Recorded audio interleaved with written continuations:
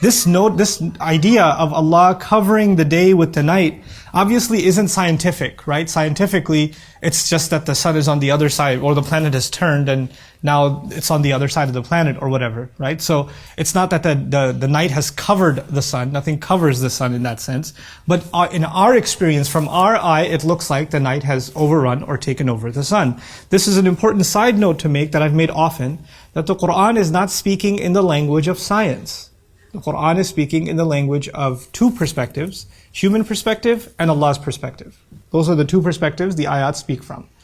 Sometimes the ayat are speaking from what you observe. You observe that the night took over the sun. From your point of view, that's what it looks like, and that's how it describes it. Sometimes Allah will speak from His own perspective. And that perspective is beyond even the perspective of science. It's the perspective that nobody else can have. Right? And that's usually when He talks about spiritual realities, or realities that are far beyond our ability to see. Then He'll talk about Allah's own perspective. And often when He talks about His perspective, He'll just let us know, you can't know the reality of it anyway. You don't know much about that anyway. But the thing is, the Quran, just like regular language, just language at large, we don't speak in scientific terms. That's not how people communicate. Yes, we live in a scientific age, yes. But we still don't speak in scientific terms. If somebody insults somebody else and you say, man, he got burned. Scientifically, there are no burn marks. First, second, or third degree. You don't have to call 911, but you still say they got burned. That's the language of people. We use imagery, we use example, we use parables, we use verbs that allude to other things, right? Man, he destroyed me in basketball. Oh man, I got killed when I watched that movie. Or whatever. You didn't, you're still alive, clearly. I don't know how that works. But we say these kinds of things. My favorite one is when grandparents say, my grandchildren stole my heart. And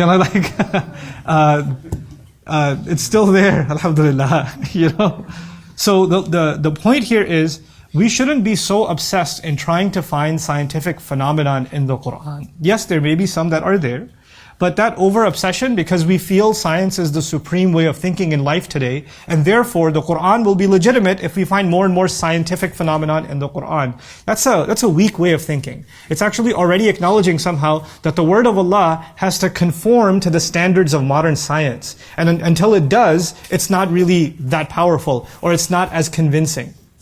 It's a problematic way of thinking for a number of reasons. Science changes. Science is changing from one century to the next to the next. The dominant theories about energy or motion or the very fundamentals of physics today might change in 100 years. We don't know, because they absolutely did 100 years ago. And at the time, the leading scientists of the world were absolutely convinced that is what the truth is. And anybody who disagreed with them were fools.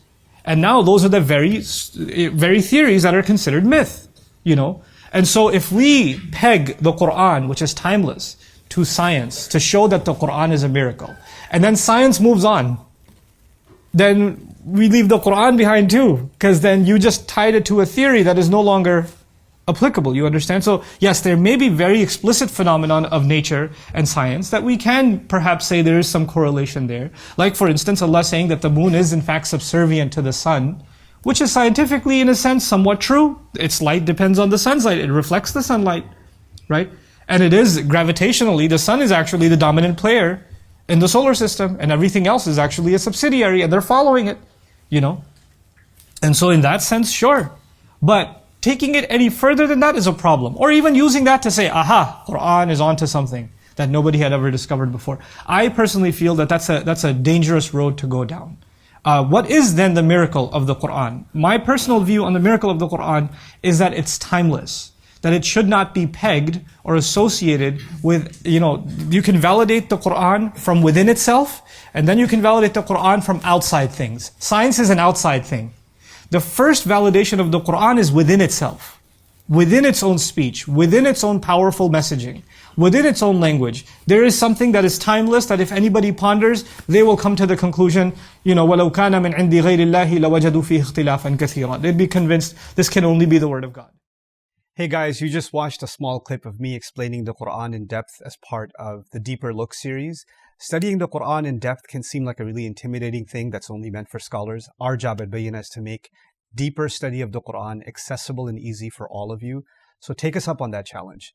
Join us for this study, the deeper look of the Quran, for this surah and many other surahs on BayyinahTV.com under the Deeper Look section.